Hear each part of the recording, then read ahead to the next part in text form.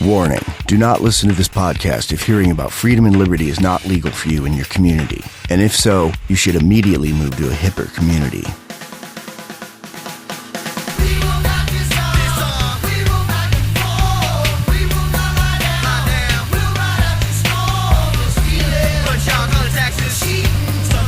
Welcome to the Freedom Fiends Podcast, a weekly web lab where Michael W. Dean and Neema Vedadi cover the punk rockinist, hip-hopinist current events, as well as timeless universal truths about life, liberty, and the pursuit of happiness, because there's no such thing as half-free. The Freedom Fiends Podcast, available from freedomfiends.com. That's freedomfeens.com. Freedom Fiends is proudly syndicated by Alterati.com and the Liberty Radio Network at lrn.fm.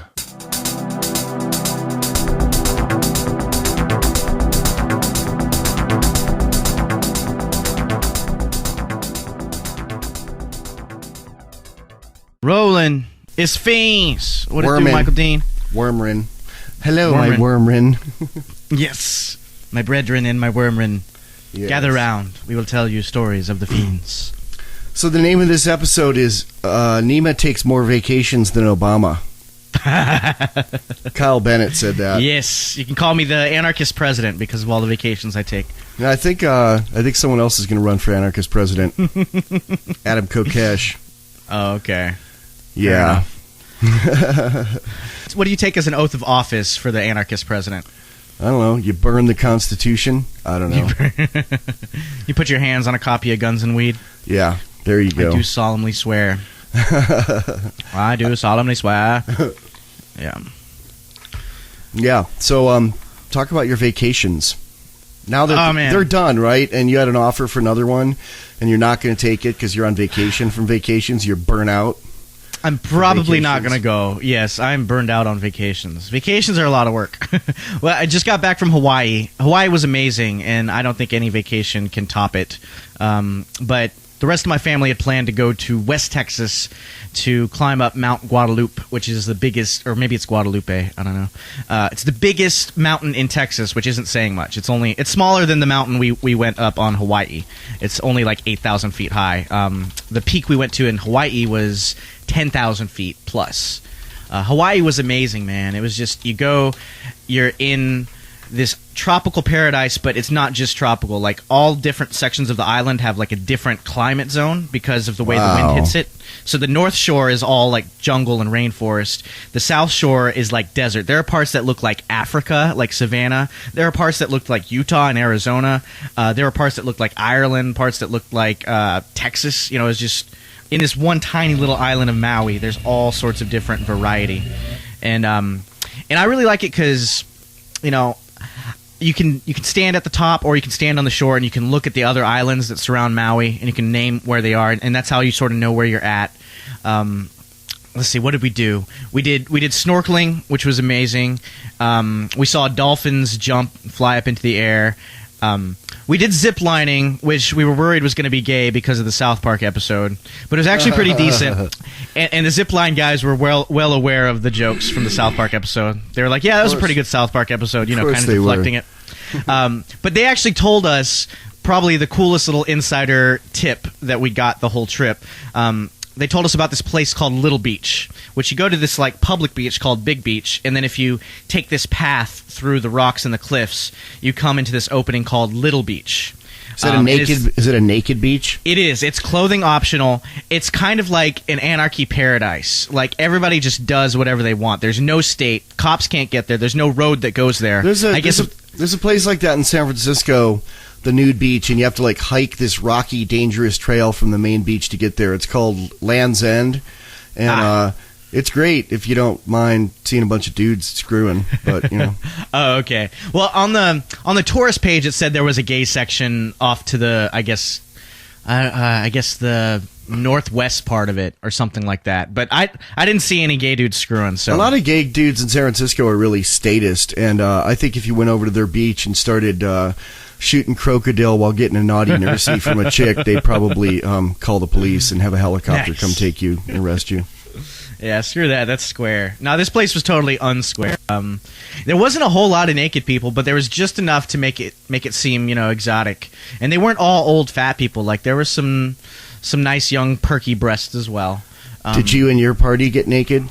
No, it was me, my wife, my dad, who's 60, and his other kids, most of his other kids, who range in age from, I think, 13 to 16. I can't imagine getting naked with my dad. My sisters took me to some places when I was young in New Hampshire where people were nudist because they were hippies. And then I tried to take pictures of some of them because I was into art and photography, and one of them caught me and scolded me and said what I was doing was wrong. Really? We took pictures. Nobody seemed to care. The pictures didn't really turn out for some reason that night. They were all blurry. I don't know if it was somebody said a little prayer or what, but they have they have software like emanating through a radio to block that. Yeah, I guess. No, we didn't get naked, and my little sister, my youngest sister, Misha, she wasn't very happy about the whole situation, so we didn't want to further upset her, and we ended up only staying for about an hour, but it was probably my favorite hour the whole time. Like, everybody had their own bong or was passing around blunts. Everybody was just partying. There were fire dancers, and like, it wasn't, because we went to a luau, and there were fire dancers and music, and it was all staged, and that was cool. But this was like, there was a drum circle, and it was kind of like, a freestyle cipher, like the fire dancing. Everybody would just come up and do their own thing, and they'd get, about 4 or 5 minutes of their own time to go and try to impress the crowd, and then somebody else would come on. Explain what a cipher is. Oh, okay. So it's a rap battle, right? Yeah. It's a form of rap battle. It's not really a battle. It can rap presentation. It can morph into a battle, but when I was growing up in Houston, you'd see this at pretty much any party you go to. There'd be a circle of guys and girls in the middle of the party or outside, and you go into the circle, and one dude will have the highlight at a time, and he'll do a freestyle, and if it's really working, if it's really in sync, then as soon as he ends, without missing a beat, the next guy will jump in. Like, everybody is following. And also, it gets really cool because, people will predict what the rhyming word is, and then the whole group will chant the rhyming word. Doesn't really work if you're really a flexible MC. I think that maybe that's kind of a sign of being too predictable, but it can work with some MCs to where people will predict their rhyming words and they'll chime in. So ciphers are a lot of fun, and that's kind of what the fire dancing was like. It was like one dude would fire dance, another dude would come on without missing a beat. It was just, I don't know, it was a little piece of anarchy, and I really felt like there was no state around, and that everybody knew there was no state, and everybody was celebrating the fact that there was no state. It was the prettiest nature you could see too. Like, it was the best beach I think I'd been on.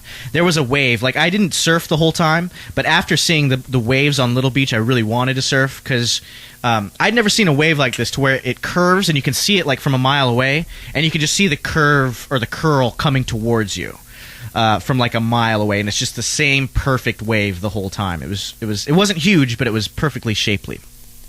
Awesome. Yeah, and it was at night, a sunset. Well, it was from the sunset, and then it got dark, and the stars in Hawaii are also, like, really excellent. At the top of the mountain, the bigger mountain on Maui, they have, like, a bunch of Air Force observatories. I guess that's where the state is on Hawaii.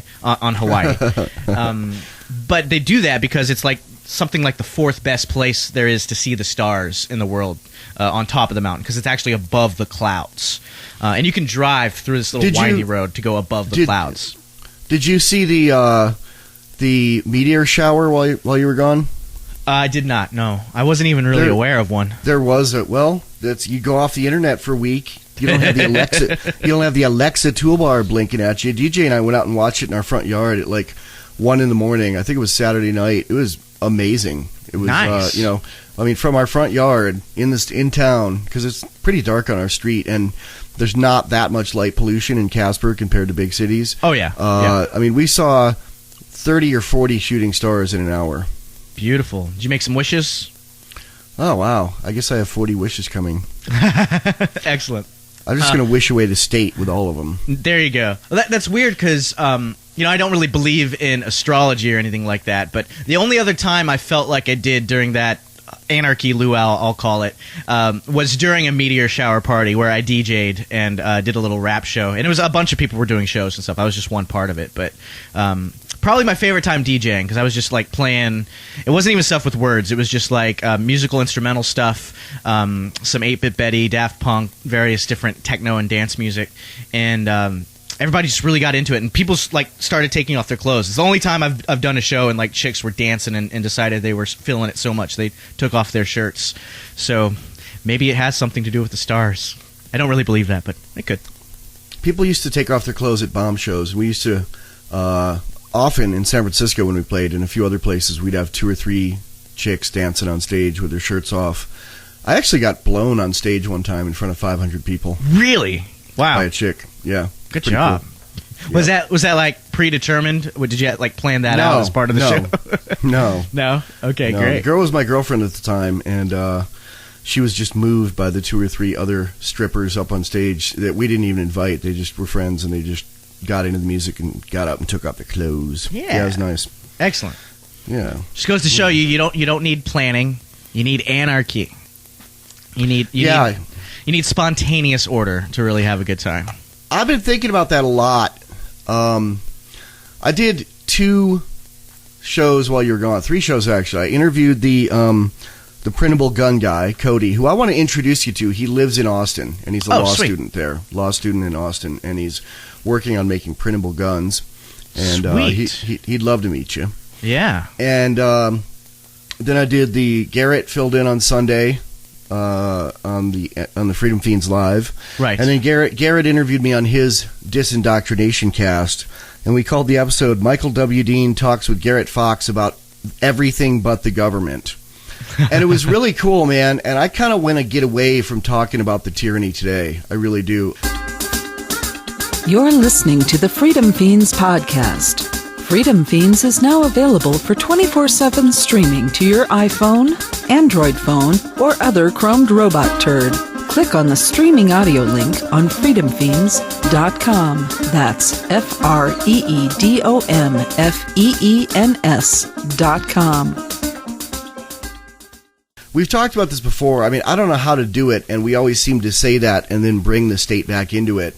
And we have a few things we need to talk about today, but a couple things solidified this idea for me. One is I'm reading this book, Unintended Consequences, and it's got like tyranny today is going back to like 1903 that just made my jaw drop that really happened. And it's a great book, and I recommend it. And you can search Unintended Consequences, John Ross, and PDF and find a copy of it. So is it a nonfiction or is it a fiction then? It's historical fiction. It's kind of like Moulin Labe, but it came out like 10 years earlier. Okay. And it's an amazing book. It's a really well-written book. It's the only book the guy wrote. I actually heard that he got shit from the ATF after the book came out, and he sold 60,000 copies in hardback, and it's never come out in paperback, and it could sell because it has an audience already. Yeah. And he won't put it out in paperback. So the only way to read it is on PDF.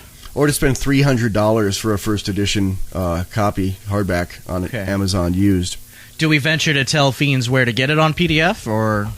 I think I just did. Okay. I mean, Google Unintended Consequences, John Ross, because there's more than one book called that, and there's only one by John Ross. And PDF, you should be able to find it. Okay, so it's fairly easy to find then.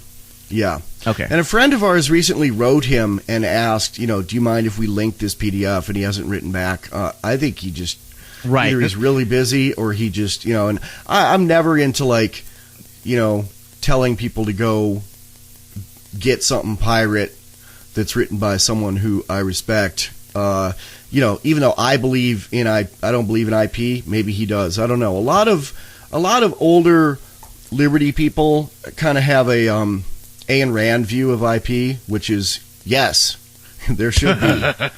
I don't know if he does or not. I know that this guy John Ross, Smith & Wesson actually has a John Ross model Smith & Wesson 500. Remember that thing we shot with Gerald? Yeah, it's named after this guy?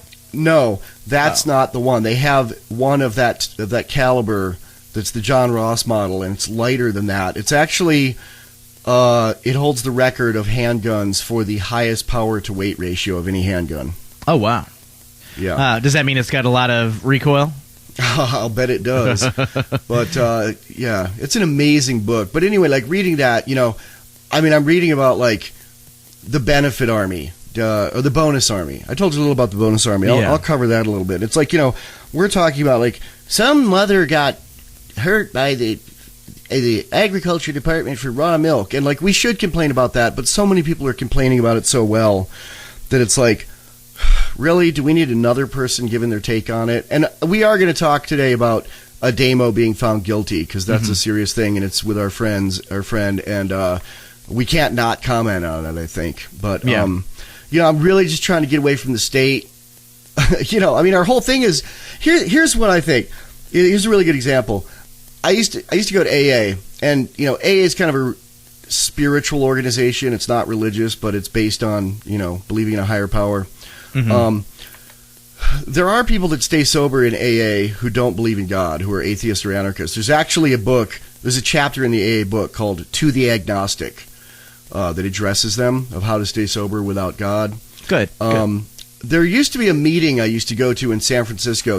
Every AA meeting kind of had has its own flavor and has a name that kind of reflects that. Like I started an NA meeting called Lust for Life, because I thought most of the meetings were really square and like old people and people that weren't into rock and roll and punk rock.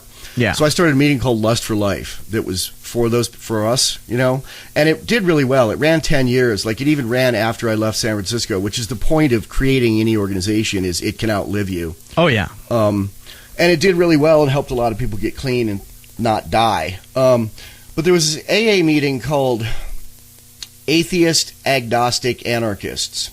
Nice. Which sounds great, But the thing was, this meeting, they spent more they talked about God, bitching about God, most of their meeting. Whereas the other AA meetings that were spiritual, they'd talk about God in the opening and the closing, and maybe somebody'd say, "Thank God I'm sober," during their share, but most of it was about like the lib pair of being sober, living life sober. Whereas the Atheist Agnostic Anarchist meeting, all they talked about was God and religion and how much it bothered them. Yeah. And, I don't want to be that. I don't want to be the liberty cast that talks about tyranny all the time. Right. Yeah, I feel like I kind of feel that way too. Once maybe it's a factor of time. Once you've been an anarchist for long enough, it's just kind of like the stories you see, the tyrannies today, they don't really surprise you anymore. They're a foregone conclusion. You're like, same book, different chapter. Right. I mean, you read about indefinite detention, and you're like, well, obviously, that was the foregone conclusion. The state was going to eventually do that.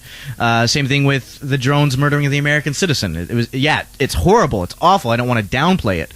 But it's not like, oh my God, that changes the paradigm. No, it fits in perfectly to the statist paradigm. So maybe once you've achieved that level, once you're over 9,000, so to speak, then maybe it's more about the alternatives. What's 9,000? Our rank as anarchists? Yeah, there you go. Just a lame reference to Dragon Ball Z. I don't actually know the reference. I'm referencing a reference. I remember nerds at the tech company I used to work at would joke about that. They'd be like, over 9,000? So I don't really know what it means, but I'm referencing a reference, which I can do sometimes.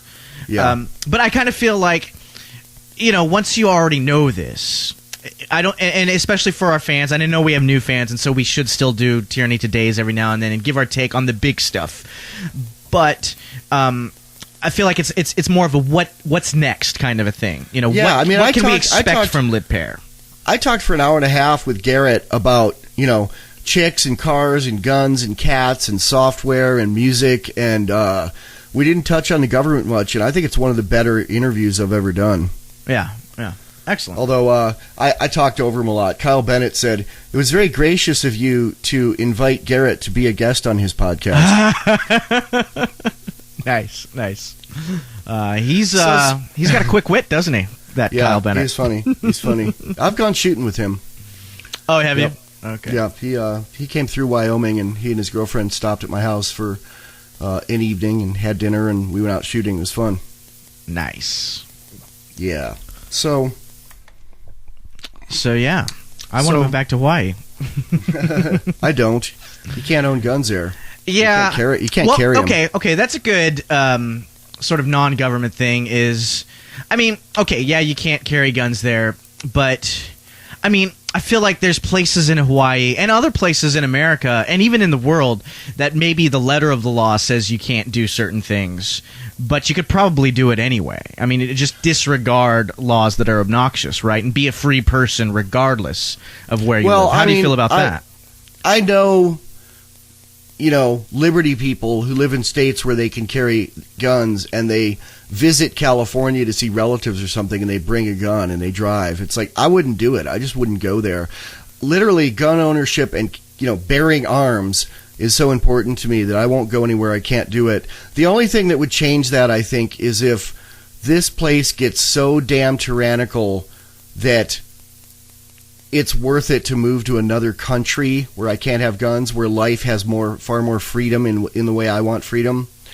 And I know people who are doing that who are like smart people, and some of them are patriots. I mean, I know some people personally who are like, and you can't do it easily if you just have, $5,000. I mean, you need like a few $100,000 to do it right, at least. And it helps if you have income that you can have from anywhere. Yeah. I mean, there's a site called the Dollar Vigilante. It's all about expatting. Bill Bupert, the guy I interviewed, the ex-army officer who's an anarchist, he and his wife are saving up money to leave America permanently. Jesse Ventura lives in Mexico, and he's a patriot. I love America and the Constitution and wish it were enforced. And I kind of feel like he would love his guns too. I mean, I don't know him personally, but he seems like the kind of guy that would love his guns. And in Mexico, you can't have guns. You can't have guns, but you know what? He's a celebrity. They probably let him have guns, Well, yeah, I guess that's the thing. And I think in Mexico you can. It's just really expensive, and you have to bribe, not necessarily bribe, but you have to pay the right people in order to have a gun. He might be enough of a celebrity that, like, he wouldn't even have to pay him. I mean, I'm just picking this out of a hat. I'm not saying he's breaking any laws or anything. I'm just guessing that, like, a celebrity, I think the federales would be like, hey, it's that wrestler. Let's go shoot at his house, Yeah. Okay. I mean, do you think if Sylvester Stallone moved to Mexico, there wouldn't be tons of people that want to come shoot guns with him? Although he's a gun grabber, but he'd probably shoot him. Is Stallone a gun grabber? Oh yeah. That's disappointing. Although, I mean, I guess I don't have a whole lot of respect for him in general. Not that I guess I just never really think about my level of respect for Sylvester Stallone. He's a gun grabber who has a concealed carry permit. Oh, he's one of those. He carries a gun and thinks no one else should be able to. Yeah. I really hate that kind of thing. That's the worst. And in essence, all gun grabbers have some of that in them, because none of them think that cops should be disarmed. So they think there should be armed men protecting them. Well, and even people who wouldn't carry a gun, like Sylvester Stallone or Schwarzenegger, who both are gun grabbers who have a gun permit. Even people that don't carry a gun, like Obama and, I don't know, pick any Democrat and most Republicans and put their name in there. A lot of, they don't carry a gun. They wouldn't touch a gun. They'd recoil from it like a rattlesnake, but they are surrounded by Marines carrying guns who protect them. Yeah, exactly. In the end, a cartridge in a rifle or a handgun is what they rest their peace of mind on. Yeah. So they're no different from, well, they are different from, your average gun carrier, but they're no different in that regard, that they're protected by a gun. Except they don't think we're smart enough or anything else enough to carry guns. Since time began, tyrants have taken aim at personal liberties. Now there's a movie that aims back. The government has no more right to tell us what to put in our bodies than they have to take our guns or tell us what books we can read. 6 drug police were eaten by bears while raiding a marijuana farm. On your knees, you dirty hippie! Jesus. On your knees! What's the problem, officer? Today, many cops who enforce pot laws do so only because it provides them with cushy jobs, good benefits, and a chance to push people around. I was an undercover narcotics officer. The drug war is nothing but a farce. The Second Amendment says you gotta keep you and your gat intact. Guns and Weed, The Road to Freedom. A film by Michael W. Dean and Neema Vedadi. DVD available now at gunsandweed.com or on Amazon. That's gunsandweed.com. Makes the perfect gift. Remember, that's gunsandweed.com. So, in thinking about that the fact that I want to talk less about the state and more about solutions and where, just living life and having it be good, which is what it's all about. Garrett asked me, what would you be doing in LibPair? And I said, I'd basically be doing what I'm doing now, except more of it. And it wouldn't be, I'd be doing art, music, podcasting, radio, filmmaking, writing books, but it wouldn't be about, oh my God, the state's horrible. It's basically the same thing I was doing before I learned all that. I've always been doing that. And I've always woken up excited to be alive, to do stuff. Yeah. I'd probably travel more, because I don't travel because I, worry that if I go out of my state, I'm going to get popped for something, or even, in town, you can get popped for things. But I would just hang out with people and do stuff with people and for people. Yeah, excellent. Yeah, I think I'd like to have some kind of entertainment space of my own, kind of like the coffee shops in Amsterdam, but a lot cooler.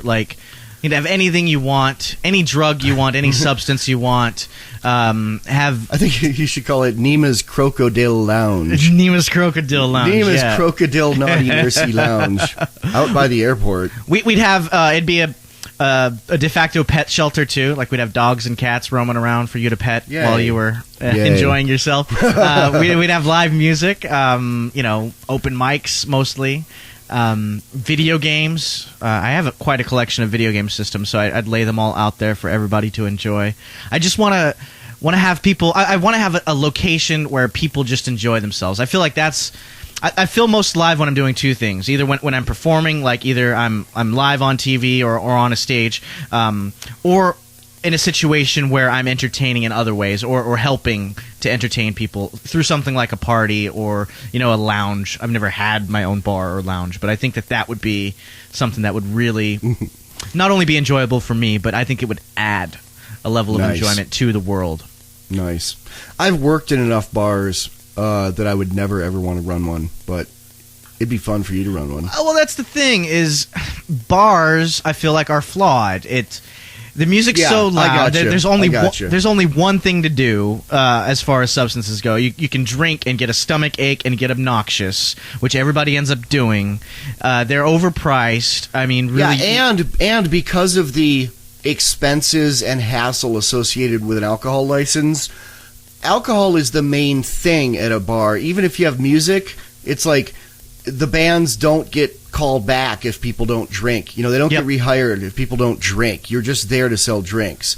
Exactly. So this would be like, if there was a band you really liked that people didn't drink a lot while they were playing, you'd still have them back. Yeah. I've also thought of other ways to, I guess, act as a catalyst or try to push the idea of voluntary fun and exchange forward.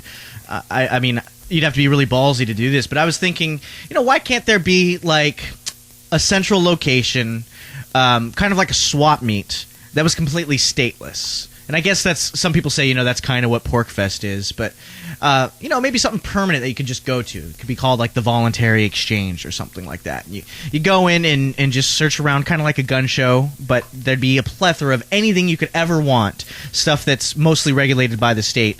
Because wouldn't that be nice to go in and get to browse the different things that are politically incorrect? You could call the place the Bureau of Alcohol, Tobacco, and Firearms.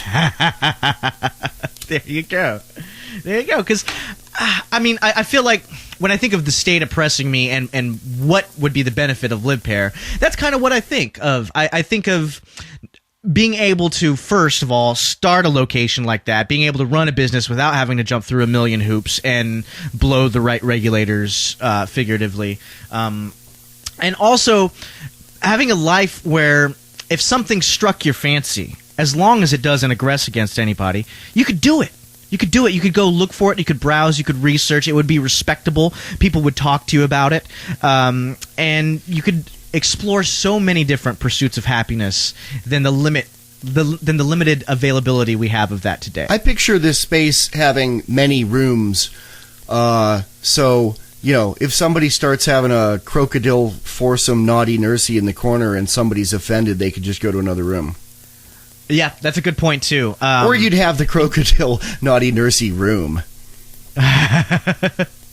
Well, I think it would be spontaneous order, right? So there would be different rooms, and there'd be spontaneous order, but I think that there'd be things people liked and came to expect that you'd want to have. Maybe you'd want to mix that up. True. But, say there's this one band that people love to do ecstasy and listen to and fuck. You'd have the room that becomes the ad hoc room for that. And exactly. When they got tired of it, that is the way it would work. It would be ad hoc. It would have to be evolved that way. When they got tired of that would just you would spontaneously nudge it, and the free market would nudge it into the the room where dudes drink a lot of beer and wrestle each other shirtless. Right.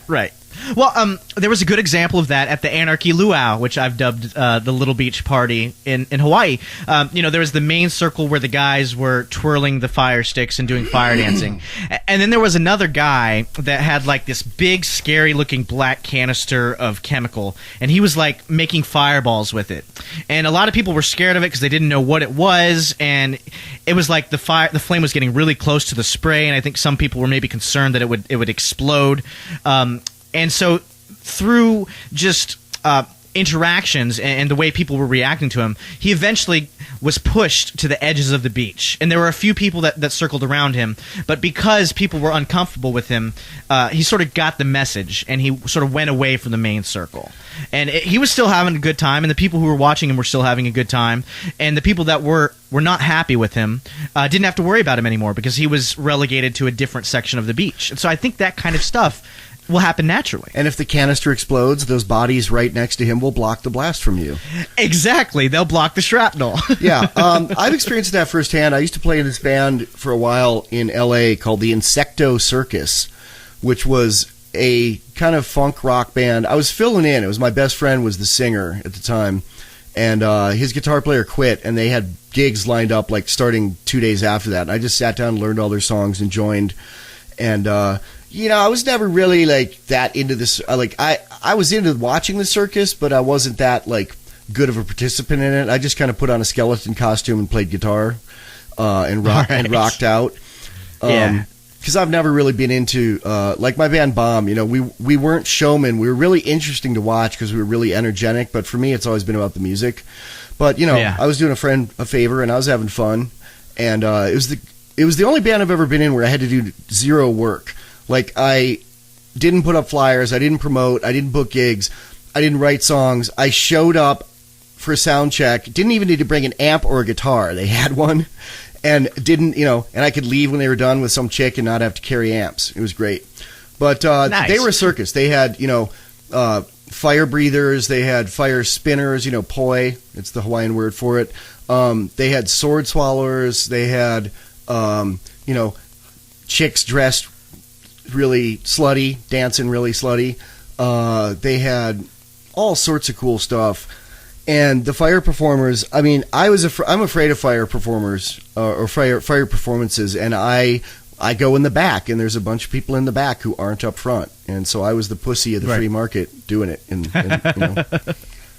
Yeah, but as long as you're not, you could be a pussy. That's the beautiful thing about anarchy and the free market is you can be a pussy and it's cool. It reminds me of this Jeff Tucker article I sent to you, where he was saying, I'm scared of guns. I grew up in Texas. I shot guns when I was a kid, but I don't want to touch them now. I don't want to have anything to do personally with guns, and because of that, I want gun ownership to be, for everyone. I want everyone else to have a gun because I'm a big pussy. And he basically said that. I don't think he said pussy. I think he said wimp. But the sentiment was pussy. I liked it. Yeah, I liked it too. And I think that's what people really need to get their head around is we don't all have to be the same. If you're scared of something, if you have a distaste for something, avoid it. Avoid it, okay? Yeah. But other people can do it as long just go away. Walk a few steps the other way. Like Cal K said, we don't need to be making laws for something you can just turn around and walk away from. Yeah. Yeah, and regarding fire performers, we don't want to bring the state into this, so I won't mention that fire performers now have to audition for a license from the fire marshal in L.A. Because we already mentioned that. We said, dance, slaves, dance. I guess I did mention it now. So, yeah. Yeah, well, now it's out there. So, something that I really want to get into in this cast and upcoming casts is a solution. which is, I think it's far more important that we be learning and teaching and discussing about computer security than spending our time bitching about the tyranny du jour.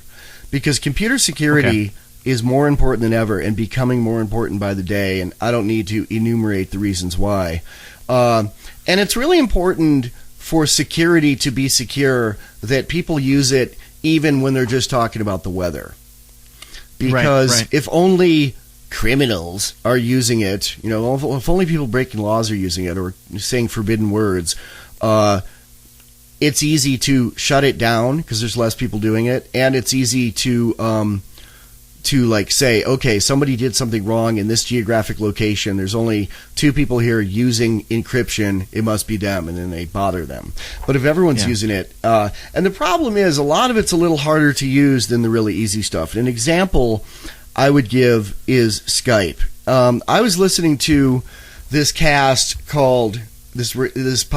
called Agorist Radio, and it's agorist.radio.com, I think. And they were talking about the interview I did with Cody, the gun guy. And I got in touch with them, and am going to interview some of them on the Gumbo and get their tips and tricks for computer security. One thing I learned that I didn't know was that Skype can log your keystrokes if it's on. If you have it running in the background, and Skype is really insistent about running in the background. It wants to. It's nagware. If you have Skype running, the government or a hacker can log your keystrokes, not just in Skype, but anything you type on the computer. And Skype also, security people have been contacting Skype recently and asking them, what's your policy with letting governments with or without warrants into Skype? And they will not answer. They won't, which is a bad answer. It's a bad answer. And their source code is private. They've never released their source code, so it's hard to vet what it's doing. We're using Skype right now, but we're recording something that's going to be public anyway. I recommend Mumble, and Mumble is more secure. The thing is, it's the things that are the least secure are the things that are the most distributed, and that's probably part of the government doing it. They want the stuff out there that's, or the stuff that gets really popular, they lean on them, either give them a carrot or a stick and make them let the government into the back doors. Right.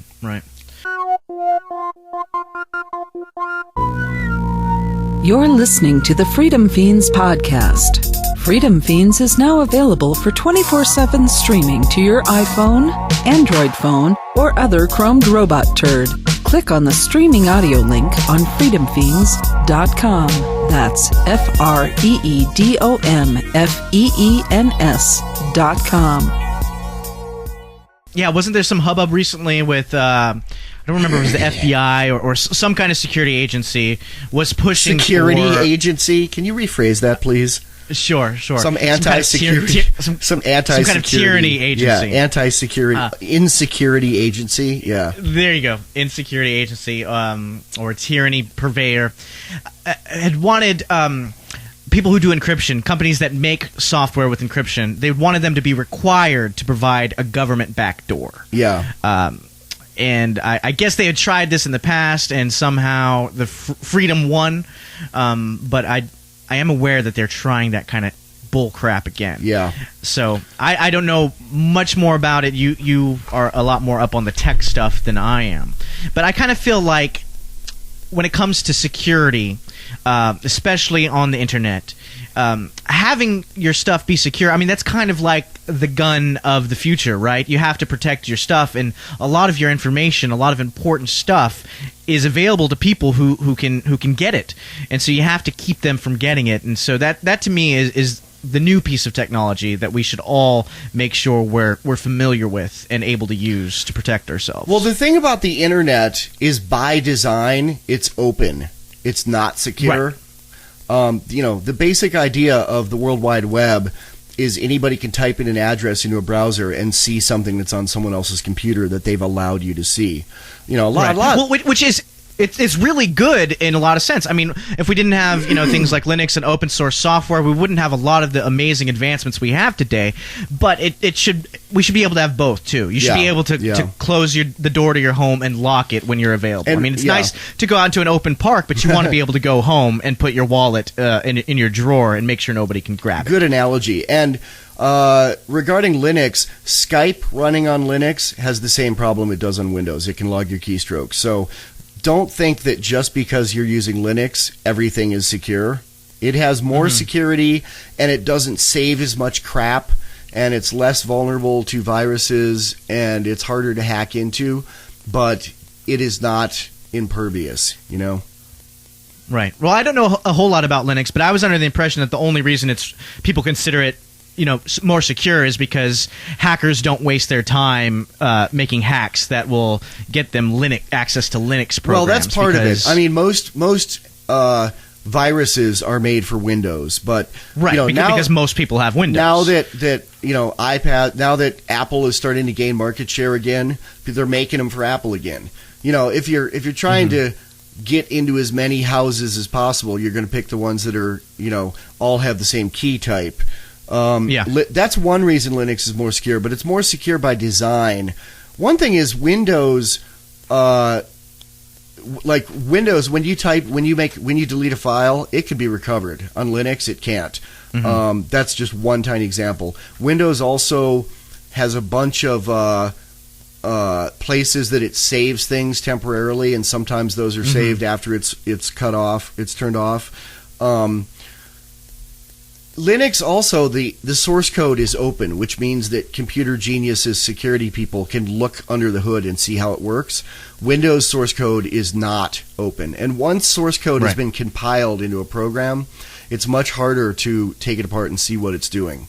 It can be done, but not perfectly and not easily. So who knows? There was actually a rumor in one rollout of Windows. I forget if it was 98 or 95, but some hackers opened it up and looked at the source code in a hex editor and found the word NSA key was a string of text in there, and they believed it was a backdoor. And Windows gave out Microsoft gave out a statement that said, no, that's just something else, and they had a decent explanation for it, but who knows. Microsoft is really state loving. They actually are working with. They have a contract with the city of New York City from Bloomberg to work on a way to network all of the security cameras they have on the street and use them with proprietary software that basically analyzes people's movements to see if it's a pre-crime thing, basically. And New York City paid a bunch of money for Microsoft to develop it, and then New York City is going to license it to other cities, and probably push legislation to get it put in, through Bloomberg's friend connection, his Friendster collection of tyrants in different cities and states, and New York City will get a royalty on that. And they said, it'll be great. It'll help. This will cost us nothing. And it's more like, no, you'll make a lot of money on it with Microsoft spying on Americans. There's actually a new, and I'm talking about the state here, but it's like I'm warning about what the state's doing so people can route around it rather than just complaining. There's a new thing. There's a new company in Reston, Virginia, which is, I've been there. It's, most of the people that work there work for the CIA. It's the bedroom community for the CIA. There's a new security company there openly run by ex-CIA guys that it's just similar to the New York one. It's where they want to get businesses and cities to sign up and let them monitor their feeds of the security cameras in public places and use some kind of algorithm to, pre-crime determine if people are going to be terroristic. But even if you buy that security line of like, oh, well, that's good for the people, they're still going to use it. They're going to use it to bust people for nonviolent crimes, and they're going to use it to hassle people, and it's Big Brother. Oh, completely. And, I mean, as far as nonviolent crimes go, I'm sure they consider drug crimes there was that big campaign right after 9/11 that if you buy a joint, you're supporting terrorists. Yeah. So I'm sure they don't have no problem using it to pursue the drug war and just take the line, well, those profits could have gone to, terrorists or Mexican cartels, and those are, violent organizations. So there's no such thing as a nonviolent drug crime because you're supporting these organizations. The Patriot Act has been used like 20-1 for prosecuting drug sellers compared to anybody who might be a terrorist. Right. And as far as companies like Microsoft getting into bed with the government, I feel like that's also a foregone conclusion. I mean, that's sort of Lockheed Martin's business model. They decided, hey, why spend all this money going after the free market when we can just get buddy-buddy with a government organization and sell to them and make a bigger profit? Because the thing with somebody like the City of New York or some organization like the City of New York is, they're not too concerned about cost the way an average consumer would be. They get a budget and they're going to spend the full dollar amount in that budget most likely on whatever programs they're deciding to do. So something like this, Microsoft can, and if Microsoft builds a pattern like you're saying, other cities do this, then that's good for Microsoft. So I see this as being a trend that is kind of obvious. And so I guess, like you're saying, we need to be thinking of ways we can get around this, start to use things that won't so obviously or so inevitably be co-opted by the state. Yep, and let's take a little time out here to sell Boleh VPN, a virtual private network we use and love, and then we will come back and talk about virtual private networks and why people should use them. There you go. Hi, I'm Michael Dean from the Freedom Fiends, and like you, I'm concerned with privacy on the internet. The electronic police state is strangling our previous protections, and the central scrutinizer is trying to squint into all areas of our lives. That's why smart people surf the net with a VPN or virtual private network. I use a VPN from Boleh VPN. Boleh VPN has your utmost security in mind and will allow you to surf, email, and do other computing tasks without leaving a trail of breadcrumbs across the internet. Unlike many other VPN providers, Boleh VPN doesn't log traffic. With Boleh VPN, you can change your apparent location or disappear completely. Boleh VPN has been around since 2007, which is OG in the VPN world. Boleh VPN is easy to install and configure. Best of all, it can be had for less than 25 cents a day, which is a small price to pay for this much security. And if you open a support ticket saying you heard about them through the Freedom Fiends, they'll add 3 extra days free. That's Boleh VPN at BOLEHVPN.net. So, I want to apologize for the first 2 segments of this. I had a little background noise, didn't notice. I had a channel open that I didn't think was open. It's a very un-fiend-like thing to do, and it won't happen again. All right. Well, thanks for the apology, Michael. I'm sorry. I'm sorry we sounded like other podcasts for a half hour. Ouch. Yeah. You're just throwing that beef in every single direction there. I know. Well, actually, somebody recently, we got a great praising of us. Someone said that, man, your audio is great, but it's so loud. The Fiends, Anarchy Gumbo, and Ben Quake and Bad Quaker, I have to turn down. And I'm like, we're not too loud. We normalize it so it's loud as it should be. All the other podcasts are too quiet. And that's true. That's true. It is true. Yeah. And that's not maybe the people in the mental hospitals are the sane ones. But no, it's not an opinion like that. It's a fact. It's like I normalize everything to 0 decibels, which is standard audio production technique going back to about 1910, Oh yeah. And the thing is, if it's too loud, you can always turn it down. But sometimes if things are too quiet and you don't have the power in your speakers or whatever you're using, it's still going to be too quiet, to where if you're trying to listen to it in the bathtub, you can't hear it. And there's too much background noise. Signal to noise ratio is bad if things are too quiet or too loud. Yeah. So if it's just loud enough, turn it down. But if it's too quiet, like way too quiet, you can be screwed. So I'd much rather have people call us too loud than too quiet.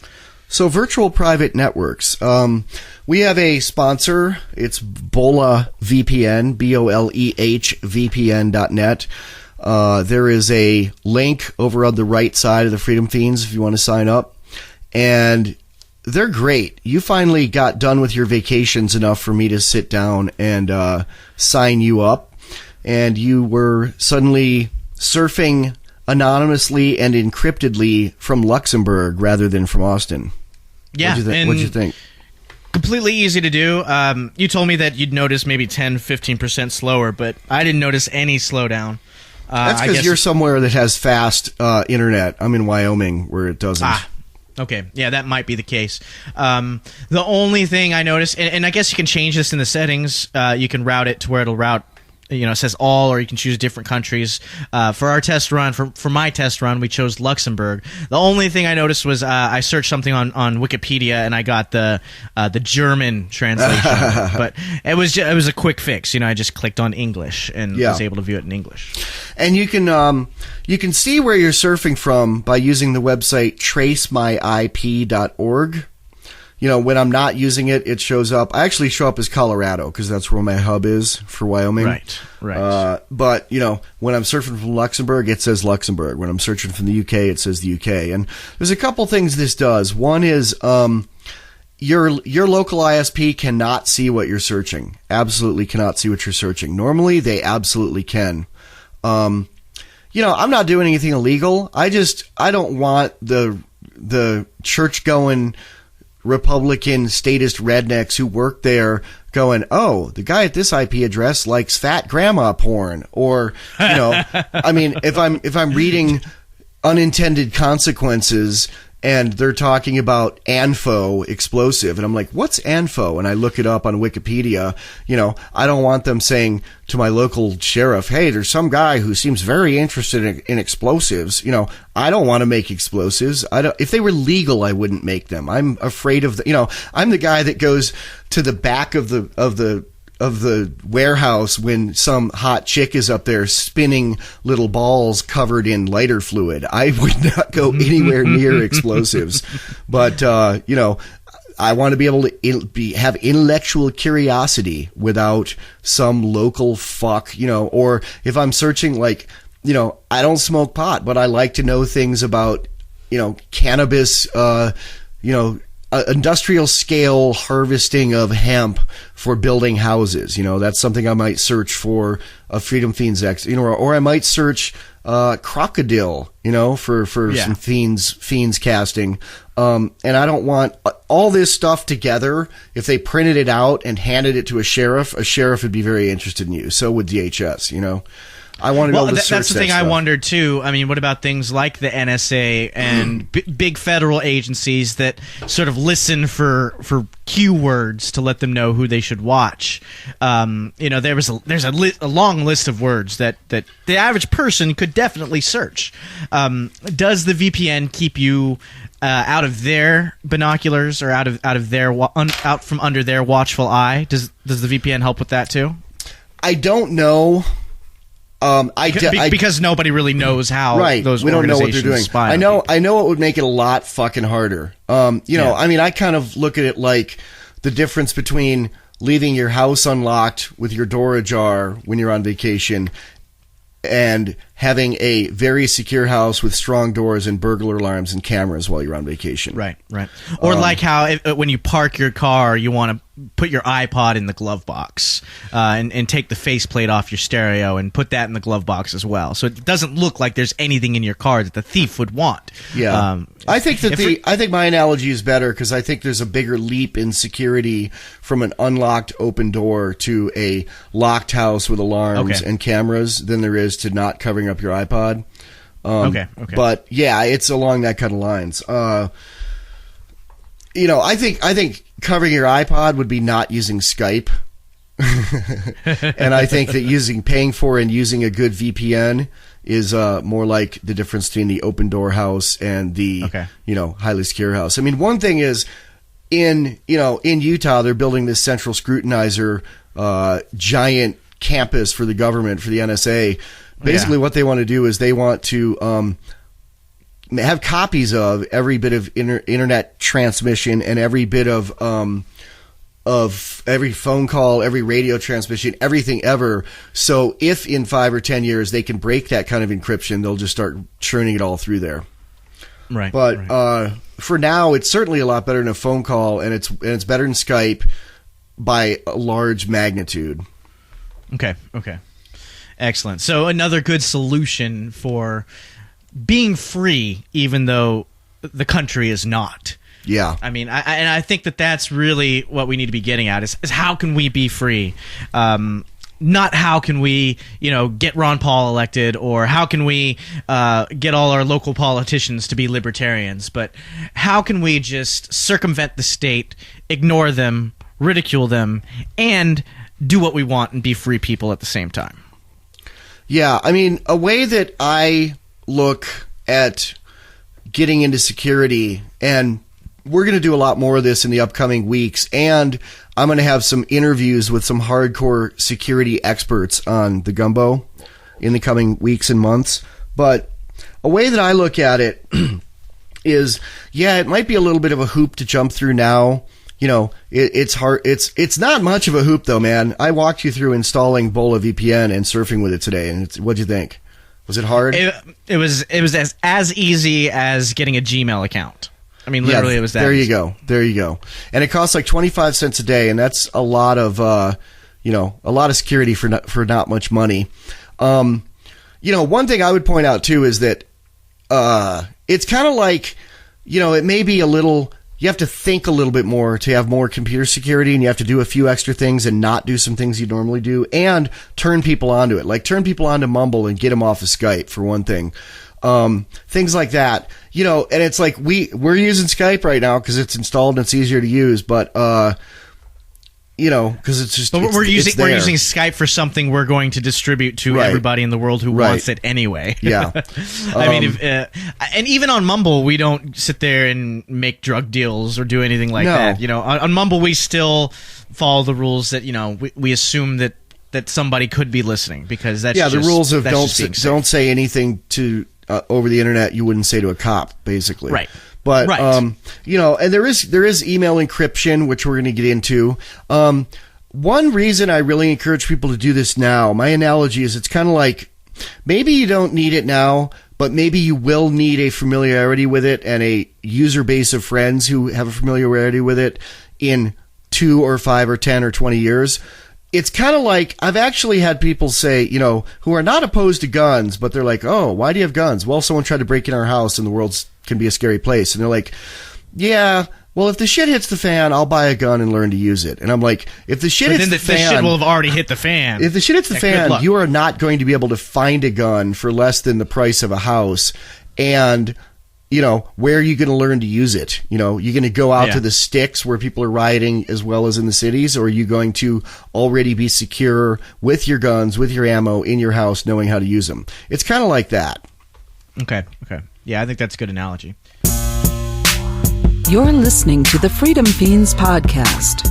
Freedom Fiends is now available for 24/7 streaming to your iPhone, Android phone, or other chromed robot turd.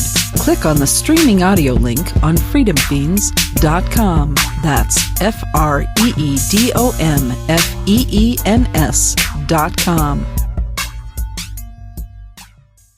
So, VPNs, we've talked about internet encryption or email encryption before. You've previously been under the impression that it's too much work for too little payout. Do you still feel that way? No, I don't feel that way, and I'm going to get back into it. There's a thing called Hushmail, which is free and web-based, browser-based, which is a little better than an open email that anybody can read along the way, but not much. And they do honor law enforcement requests that aren't even warrants, I believe. Just, hey, can we look at this? Which is unacceptable to me.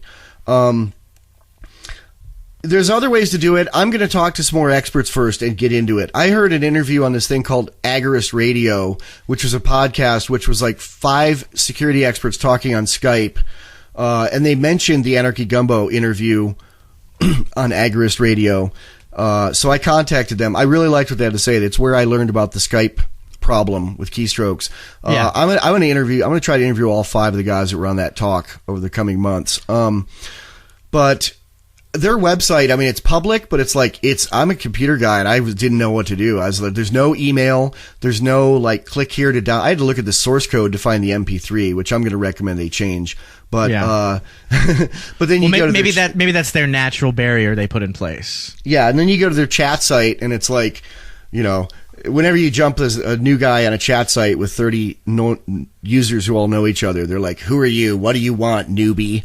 You know, and I had to convince them that I wasn't the NSA before they'd talk to, even give me an email address to contact the guy I was looking for. But they had some really interesting things on their site, and one was called, you know, they had like a list of their chat link, their Bitcoin donation link, and they had something called Namecoin. And I looked up Namecoin, and this is one thing I really want to talk to them about. Namecoin seems to be an alternative to the DNS system. You know, the Freedom Fiends, instead of freedomfiends.com, you could also reach it by like a series of letters and numbers, and it's based on Bitcoin technology. So it's something that is distributed and not with a central government or corporate agency, and people could find you through this even if your DNS got shut down. So I really want to look into this with them. The website for it is dot-bit.org. Okay. Well, from what I understand, the DNS system is one of the ways that the government would have to not only shut down just one website, but to attempt to shut down the internet if they wanted to. Isn't the DNS sort of one of the ways they would do that because they run the DNS server? But they probably would not shut down the internet because the government uses the internet, and there are... You know, they don't want to shut down Amazon because they steal so much tax money from them. They don't want to shut down this or that. You know, they want to regulate that stuff. I think they would want to selectively shut down websites. Right. Which, you know, hackers and smart computer people can always get around with things like this. But the thing is, like, how are you going to get the message out to the, 4,000 FEENS fans after the fact? So what I want to do is get a Namecoin server set up, and then, have the, or a Namecoin redirect set up, and then have it as something on the website that people could copy and have stored in case we ever go down permanently. Right. Also, I wonder if something like that did happen and the DNS art was basically taken down to where people couldn't search us as normal. If we still posted things, would subscribers still get emails saying, hey, there's a new episode? Probably not, because the emails we send out, well, we'd have to reconfigure the email address they're sent from, because they're sent from talkback@freedomfiends.com, and if freedomfiends.com was down as a website, it would also be down as a mail server. But there are ways around it. It's just you risk losing a lot of people, especially if you don't prepare for it. And again, I recommend that everybody go to freedomfiends.cz and download and cache every episode they can of us. Right, so you can distribute all of our FEENS episodes via carrier pigeon once the shit hits the fan, proverbially. Yes. Proverbially? No, literally. Shit will hit fans. I hope not, but... So let's see. What I don't else? know. I do waffle back and forth on when freedom's going to get here and how scared I am of the state. But one thing did scare me more than usual recently. Did you read the thing? It was in, I think, the Daily Mail about DARPA basically coming out and saying that some of the things they're trying to do now is genetic research to make soldiers genetically superior to the average human. So all of them would be able, in the government's ideal world, their soldiers would be able to run like Olympians, run super fast, be able to live off their own body fat for multiple days at a time. Wait, so who's this? Food. They want to make RoboCops? No, DARPA invented. Well, they didn't invent the internet. They had a hand in the early internet. Well, they'd be humans. They were talking about, robotic aids as well, but the scarier part to me was the genetic engineering parts, like creating soldiers that wouldn't need necessarily extra equipment to do this, but it'd be in their genes to where they could live off their own body fat for multiple days, run super fast, and I guess one of the ultimate goals, according to the Daily Mail article, would be to be able to regrow their limbs if they were blown off in an explosion. So to me, that's a very scary future to envision. A race of super soldiers that would be more powerful and genetically superior to, normal humans. Yeah. Wow.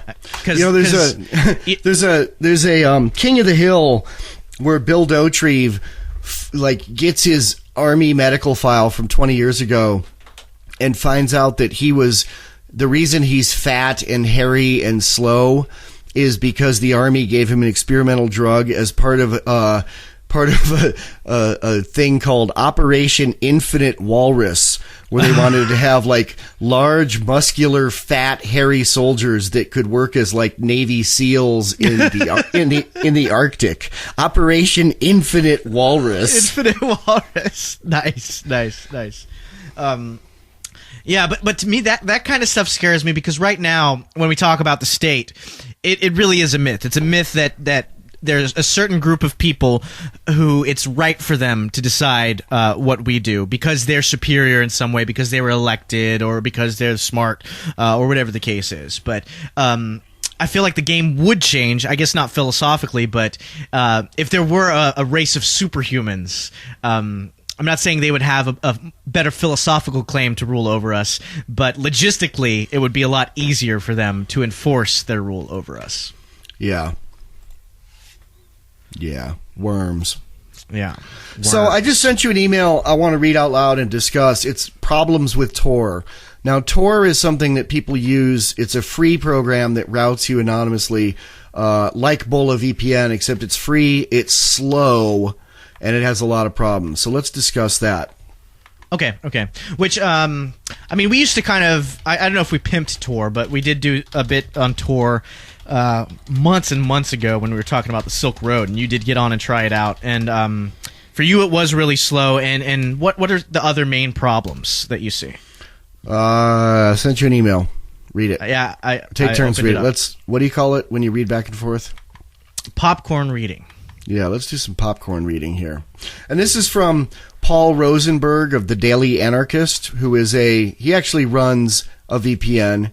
And you could say, well, of course people who run VPNs and have VPNs as advertisers are going to recommend something that costs money instead of the thing that's free. But I've used Tor, and it's slow, man. It's so slow. Another problem I have with it, and I like Paul Rosenberg. I've talked to him a bunch. He's a smart guy. A problem I have with Tor is it was invented by the United States government. Was it really? Yeah, it was invented by the Navy to allow places that the U.S. is trying to spread democracy over the internet while their country is shutting it down. So basically, our country is trying to enable places like Iran and China and North Korea to use the internet, and trying to keep citizens in America from being able to freely use the internet. Right.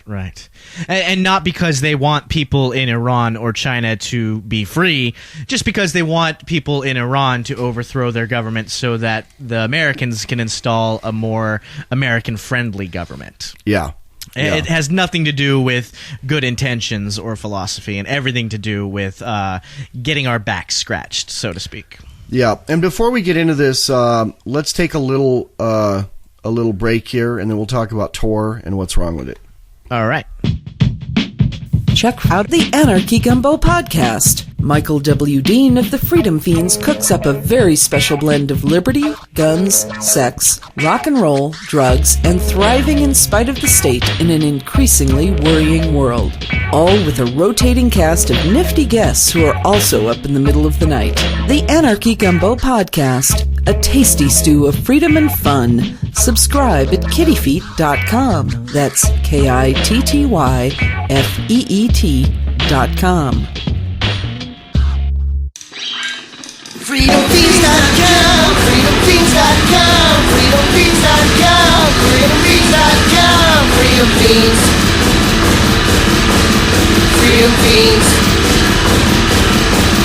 FreedomFeeds.com, FreedomFeeds.com, FreedomFeeds.com, FreedomFeeds.com, Freedom Fiends.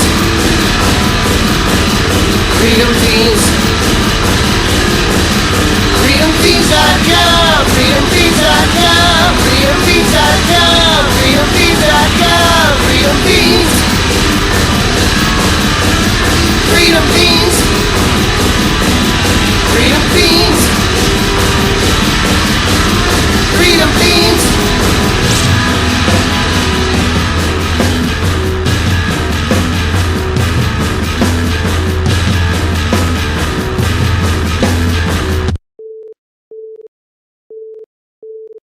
So the history of Tor. The Onion Routing Network, Tor, was functionally developed and announced in 2002. Let's see.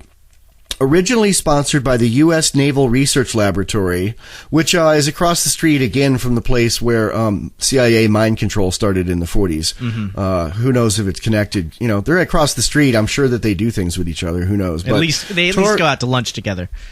Yeah. Tor was financially supported by the Electronic Frontier Foundation, who are good guys, from 2004 to 2005. Now, why did they stop supporting it after 1 year, I would wonder? Yeah. It's now developed by the Tor Project, a 501c3 research education nonprofit organization. It receives a diverse base of financial support, including the U.S. State Department, the Broadcasting Board of Governors, and the National Science Foundation. Okay, so people are telling me they want to chat anonymously over something that's continuing financial support comes from the U.S. State Department. I mean, do we even need to read this list of what else is wrong with it? It's slow, and the state, Hillary Clinton's in charge of it. Yeah, I think that's all you need to say. So people should get Boleh VPN instead, which is faster and more secure and run by people like you and me who are smarter than you and me. Well, there's also some good points in this Paul Rosenberg article from the Daily Anarchist. I mean, one of the things that's another big thing, just Tor is slow.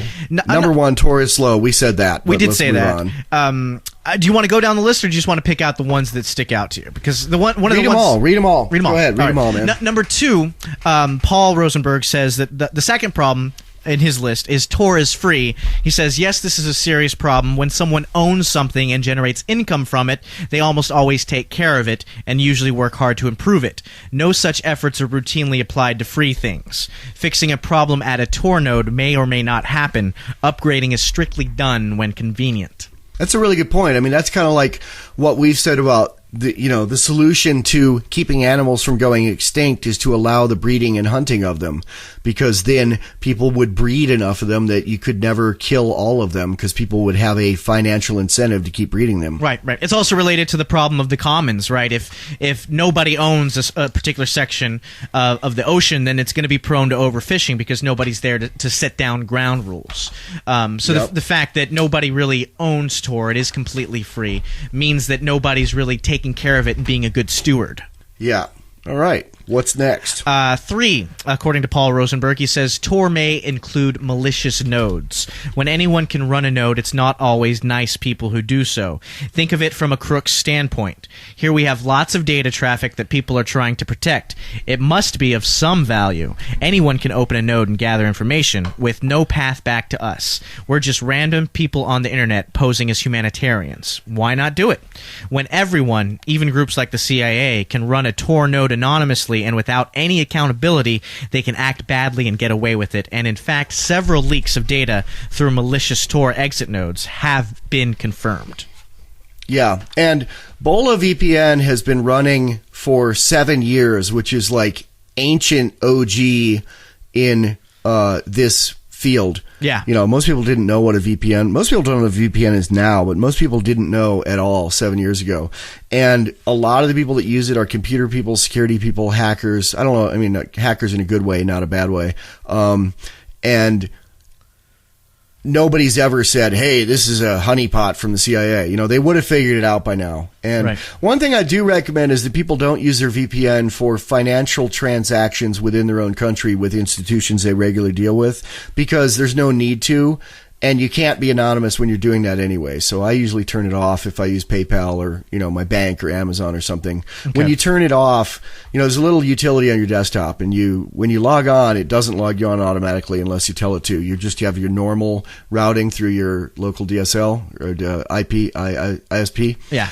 But, then you can pick like, I want to go surf this other thing, and you can, you go to it and connect it. It takes 10 to 20 seconds to connect to whatever country you want to. Another thing I'd recommend is when you're surfing and you want to be anonymous, in addition to using the VPN, is to use private browsing. In Mozilla Firefox, it's under, you go to Tools, Start Private Browsing, and you will privately browse until you do stop private browsing or restart your browser. And what that does is it saves nothing to the cache and it saves nothing in the history. Right. Which is, a lot of times how when they take people's computers and they're like, oh, you've been looking at this, and this.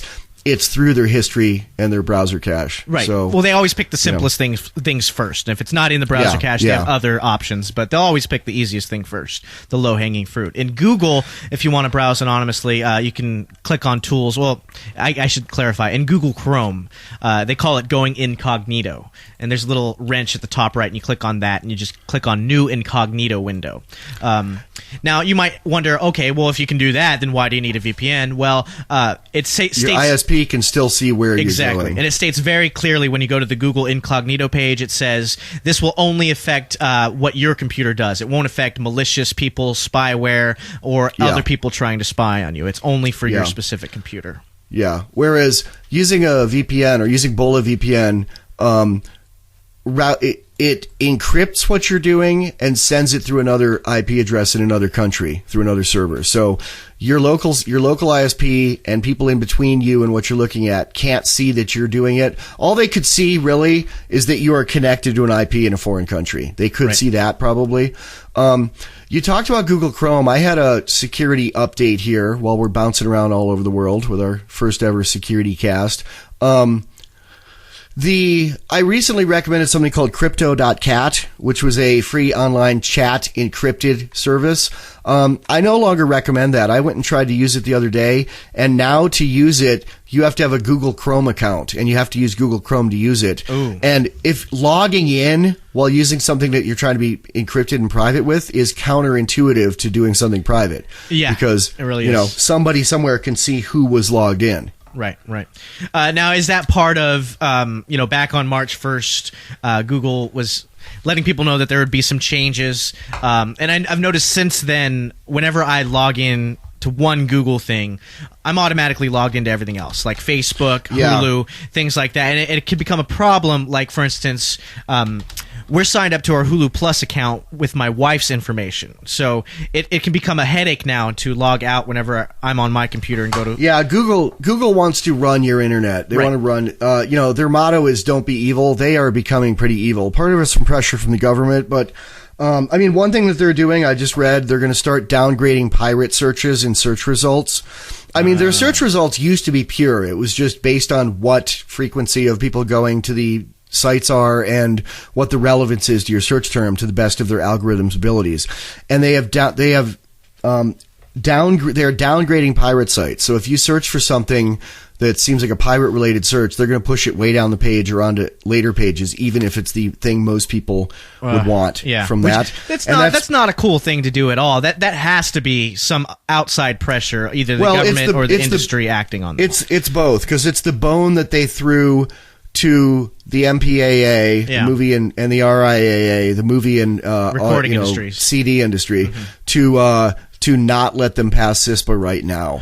And that's pushed by the government and backed by the government. And the head of the MPAA is Dodd, Chris Dodd, the congressman or senator that's one of the most, he's somewhere to the left of Nancy Pelosi and somewhere, to the tyrannical of Nancy Pelosi. Yeah. Somewhere to the north of Adolf Hitler on the tyranny scale. Not quite, because he can't get away with it, but he's getting there. Yeah, well, if he could, he would. Speaking of Hitler, did you see that picture I sent you of my book, my $30 film school book in the Knoxville Public Library, next to Leni Riefenstahl's book? No, who's Leni Riefenstahl? In the film section. We talked about her. She was the one that made Triumph of the Will, that incredible movie about the 39 Olympics where the Nazis invented the torch running with the torch. Mm-hmm. The only good thing Hitler ever did, and he probably killed a lot of people to do it anyway. Yeah. Well, was it even good? What's so great about the running of the torch? No, I'm bragging about me. You can subscribe to Freedom Fiends via the RSS link on the top right of any page. It's orange. Or you can subscribe via email at the subscribe by email link at the top of the right sidebar on any page. It's a little bit below the search field. You'll need to respond to a one-time confirmation email, but after that, you will only receive an email each time a new episode posts. The Freedom Fiends respect your privacy. We will not spam you and will not sell, rent, or share your email address. And you are free to unsubscribe at any time. I sent you this picture. It's in the 50 emails that I sent you while you were gone. Okay. It's my book between the Jean Renoir film book, the Billy Wilder film book, and the Lenny Riefenstahl film book. Okay. It's basically just cool because it's like some fan sent me a picture of my book in a public library between a bunch of film books about famous people. Yeah. I liked it. Nice. Okay. Yep. Okay. Excellent. Yep. So let's see. More tyranny today, avoidance. We recommend and have recommended before a utility called FileShredder, which basically is a small utility that acts as an extra recycling bin or trash bin, and it gets rid of the stuff you put in it. It doesn't just make it, disappear and be recoverable. It makes it disappear. Awesome. FileShredder. FileShredder. Yeah. I'll find their site too. Get rid of it for good. Good. And we didn't finish our Tor bashing either. Do you want to go back to that and bash Tor? We've got 3 more reasons why you'd rather use a VPN. FileShredder is fileshredder.org. It's a red site. There's a few sites that pretend to be FileShredder. They're probably putting backdoors on you, but fileshredder.org is the right one, and it's free, and I highly recommend it. One thing about using Boleh VPN that you should know is if you're surfing from another country, you're not going to be able to look at your Netflix or Hulu account because they are based on being in America. And you may get an email from Google that says your Gmail account was accessed from this IP address in UK, wherever. Do you authorize this? And then you have to authorize it for one time or for permanently. I do it permanently because there's like 5 different IP addresses that you can use. I would probably say that goes for most on-demand viewing things you could do that are, I guess above the board, because Amazon has a restriction for most of their content. It can only be viewed by IPs in the US. Yeah, and that's because of the MPAA, because they try to do ridiculous old school things that don't apply in the internet age, like selling the rights for a movie only in certain territories. Right. Yeah. I remember when I used to do tech support for a company that did things like that. They sold a product and you could watch movies on it through their server. It's very popular. And sometimes I would get calls from people in a different country who would, this was their Christmas present or they bought it for their kid. And sorry, you can't use it to watch any movies. And they'd get so upset with the company. And I'm like, it's not our fault. It's the government's fault. I would literally say that was one of the first criticisms of Bush being of Obama. I get them confused. Of Obama being out of touch. I think it was Obama. It might have been Bush. No, it was Obama. Like the week he was elected, or the week he was sworn in, he visited with the Prime Minister of England and brought him the Prime Minister of England gave him some incredible gift, like some sword from the 14th century or something. Oh, wow. And Obama gave the guy like a collection of Benny Hill's DVDs or something. It wasn't Benny Hill DVDs, but it was a bunch of DVDs of some American thing. And they were DVDs that wouldn't play on a British DVD player. Oh, nice. They just ordered them off of Amazon or something. That's hilarious. Yeah, did you hear about the guy in D.C. who ordered a flat screen off of Amazon and they shipped, it was from a third party, and instead some third party gun shop shipped him a battle rifle? Oh, lucky. And he called the police. He called the police? What a douche. Yeah, he called the police, and it was some like $2,600 308 like kick ass, like almost as good as a FAL Swiss battle rifle. And he didn't know what it was. He's like, someone sent me an assault weapon, an assault rifle. And he was having a dinner party, and they showed up and like interrupted his dinner party, and the police smiled and took it away. I'm sure they were like, thanks. It's ours now. Yeah, sweet. That's a get. Yeah. We'll shoot some pot smokers with this. Yeah. There's no need to call the police in that situation. Amazon backs I would, though. I would. You know why? Why? I don't know if I would here, but if I would think it was a setup, because the ATF has been known to do things like that. Like mail people full auto parts or guns, and then when they sign for it, they bust them for having machine guns. Maybe, but I can see where you're coming from there. But me personally, I would call customer support first, and if I didn't want the gun, I would have them send it back and get in touch with a third-party seller, and they're usually pretty good about that kind of stuff at Amazon. I feel like they'd make it right pretty quickly. And also, I don't want to call the cops, man, for anything ever. I definitely see your point, though, that it could be some kind of setup, and maybe it's a test, and if you don't call the cops, then they throw you in a cage or something. But yeah, I would call customer support first and try to get my TV back. Or honestly, I'd probably just keep the gun. So problems with Tor. Problems with Tor. Okay, so number 4 on Paul Rosenberg's list of problems with Tor is it's only for browsing. So that's really all you can do on it. So he says, for example, at my last check, no one was allowing email to run over their Tor node. It is simply too problematic, and there are a lot more things that you'd want to protect than just web surfing. Yeah. So Go on. And number 5 from Paul Rosenberg is that Tor requires all the software on your computer that accesses the internet to be cooperative. And many programs, whether created by shady marketers, governments, crooks, or just poorly written, are not cooperative with Tor, and instead bypass Tor and give away your network identity. So, which pretty much defeats the whole purpose. Yeah. And finally, on Paul Rosenberg's list of reasons why Tor is not as good as having a VPN, as he says, for most people, Tor is hard to use regularly. This makes security errors and leaks much more likely. So if it's not something simple and intuitive, basically his point is that, there's a lot more risk for making it completely useless, actually committing security errors. Whereas something like a VPN that you just run in the background and you just go about your business normally, I feel like you're a lot less likely to have those kind of problems. Yeah. Worms. Complete worms, man. Complete worms. Is there more? That is all on this list by Paul Rosenberg. If you have any other issues you have with Tor other than these 6, I guess you can speak now or forever hold your peace. No, I think I'm good. I actually just set up an interview for the Gumbo that's going to come out a week from Saturday with a agorist guy who is a internet security expert. Okay. And you can ask him his opinion on the virtues of VPN versus Tor as well, if you'd like, to give people a more outside, I guess, impartial view of the issue.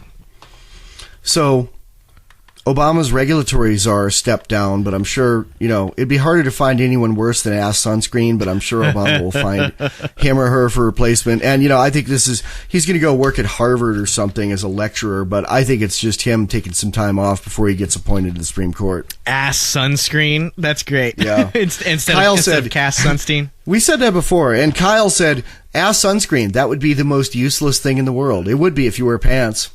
Well, it wouldn't be if you were on the nude beach. Yep. We also wanted to recommend PeerBlock, which is something you should be using if you're using a peer-to-peer, pirate torrent type service, because it blocks all the people you don't want connecting to you. I'll just leave it at that. PeerBlock, and it's free.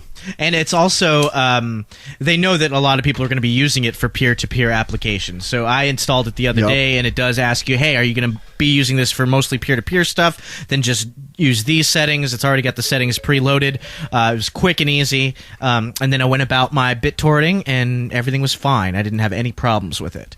So I was kind of worried it'd be a lot slower, but actually it ran as normal. Yeah, worms. So I also second that recommendation, which we've talked about before. But as long as we're on the subject of being secure, being a free person in your virtual identity, I think it's another great addition to bring up, even though we've brought it up before. Yep. So let's take a little break and then come back and talk for a few minutes about our friend getting arrested for nanny laws this week, or convicted. Okay, let's do it. This is the Central Scrutinizer. We're working very hard to spend your tax money to keep you from hearing things like freedomfiends.com. That's why we're very upset about freedomfiends.cz. freedomfiends.cz is a Liberty Media archive of Freedom Fiends material hosted in the Czech Republic. freedomfiends.cz is outside the jurisdiction of the Watchers, who employ me, the Central Scrutinizer, to keep you from hearing things that might make you think. My fellow Scrutinizers and I do not want you to visit freedomfiends.cz. Do not visit freedomfiends.cz. Tired of the false economy? Want to carry real money in a form that people will dig getting? Don't Tread on Meme now has Freedom Fiends and Guns and Weed silver dime cards. Collect all 4. Trade them with your friends. Freedom Fiends silver dime cards are also great for starting conversations with statists about liberty. Go to freedomfiends.com today and click the link at the top that says Silver Dime Cards. That's freedomfiends.com. What does freedom mean? Tune in to LRN.FM to find out. LRN.FM is the Liberty Radio Network, a collection of live talk radio and podcasts, all coming from a principled pro-liberty perspective. LRN.FM show hosts aren't left, right, or conspiracy kooks. You can tune in 24/7 to LRN.FM via your phone, computer, satellite, and more. Listen free anytime at LRN.FM. That's LRN.FM. So we're going to talk a little bit about our friend Ademo Freeman is in jail. He was found guilty the other day on all 3 charges of wiretapping, which are bunk charges. Totally bunk. Yeah. What do you think? Yeah. Yeah, he called some public officials and, asked them why some kid got bullied. And he got charged with 3 things, and 2 of them, one was like the secretary. He said, "Oh, can I speak to so-and-so?" And she's like, "Yeah," and put him through. And then, he said, "I'm calling for a comment from Cop Block."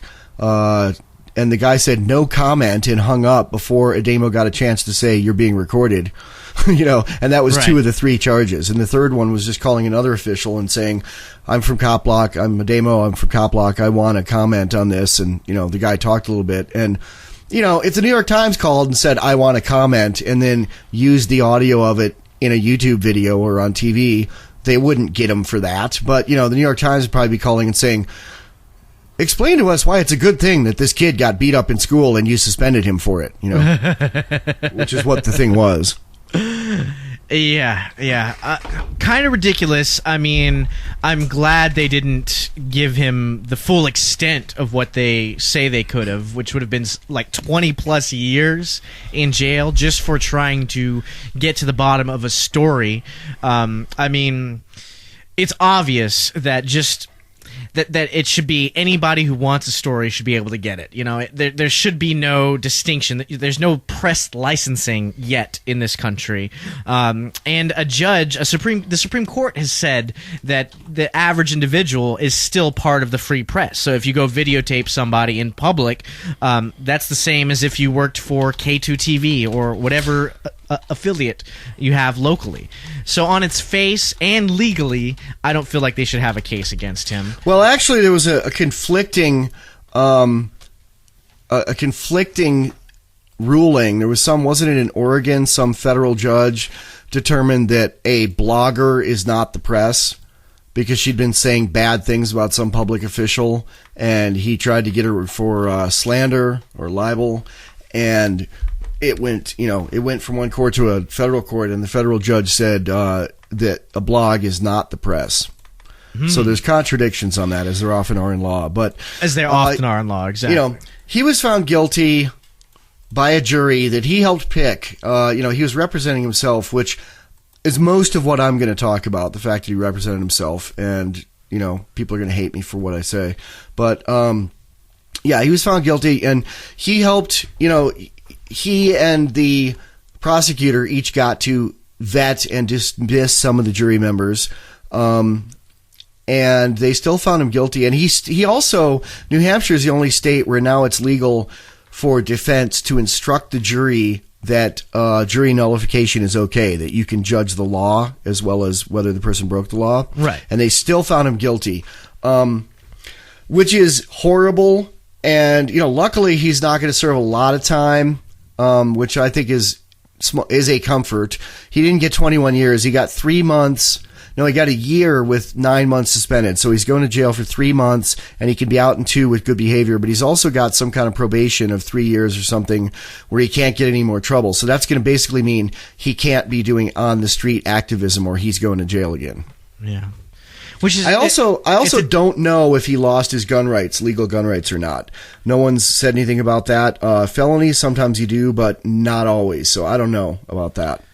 That's a really important question. And also, it's a damn shame, isn't it, that Ademo does really good work. And I feel like it is a blow to the movement. I mean, like we said before, you can't cut the head off this freedom movement because there's not just one leader. It's not a cult of personality. There will be people that fill in the gaps. Yeah, but, cop block is not going away. I mean, a lot of people were, comments from Status on different posts about this were like, yeah, I hope he goes to prison and gets raped and, gets killed in prison so cop block goes away. And it's like, he's a big guy. He's not going to get raped. And second of all, it's horrible to say that. And third of all, cop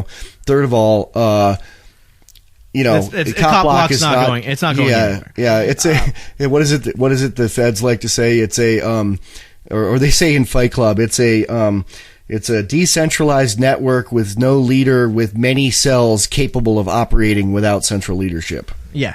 Which if you want more on that subject, taken to an extreme, read Unintended Consequences by John Ross. I plan to. So yeah, but at the same time, it is, and there's chilling effect to it too. The fact that Ademo is going to be going to jail, it might make people have less balls. Certain people might be sort of scared off by this a little bit. At least that's my fear. And I feel really bad for Ademo. I mean, what kind of world do we live? I mean, I guess we know what kind of world we live in. You're listening to the Freedom Fiends podcast. Freedom Fiends is now available for 24/7 streaming to your iPhone, Android phone, or other chromed robot turd. Click on the streaming audio link on freedomfiends.com. That's FreedomFeens.com. But, where does Ademo go from here? What's going to happen once he gets out? Is he going to keep low-key for 3 years and then hit it hard again? Or I kind of feel like I want to hear more from Ademo on, hey, guys, I'm not going away. I'm going to do what I'm forced to do now that this gun's to my head. But as soon as the pointer of the gun is distracted, I'm going to continue my fight for liberty. I kind of want to know what Ademo feels like happens next for him. Let me insert a parenthetical there. We didn't finish what's wrong with Tor. Tor is hard to use. It makes security errors. It leaks. And it requires all the software on your computer be cooperative, which means that programs created by shady marketers, governments, crooks, or just poorly written can bypass Tor and give away your identity. Yep. We did say that.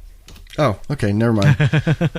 I'll edit that out. But anyway, back to Ademo. So you were telling me that he's actually only going to have to serve probably 2 months with good behavior, right? Right. Okay.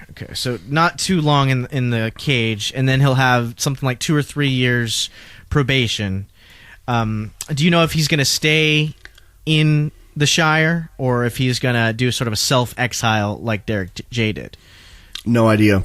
I mean, the thing kind of came as a shock to people. I think a lot of people thought justice would prevail in this case. I was hopefully thinking it would, but, you take a lot of risks with a court. It's kind of a crapshoot, but it's also kind of, I really think he should have gotten a lawyer, and it's kind of too little too late, and people are going to be pissed at me for harping on and on about this, but actually Eddie Free told me, or Garrett told me that Ademo was asking people publicly a few weeks or months ago, should I get a lawyer or represent myself? And, he didn't ask me, maybe he didn't ask me because he didn't want to, I don't know, man, but, I would have told him my thoughts on it, and it's kind of too little too late, but I'm going to give my thoughts on it for anybody else that might be in that situation. A big problem I have with a lot of the don't take a plea and represent yourself anarchist legal movement is I feel like it's based on a supposition of, I know I'm a good person and I'm not a criminal. If I just go in there and eloquently explain that to the judge and the jury, they'll understand their ways. They'll change their ways, and they'll exonerate. DJ, who regularly is a paralegal for a lawyer defending people in criminal court and has been in court a lot, says that's a naive viewpoint, as is the ideas that all attorneys are bad or instruments of the state.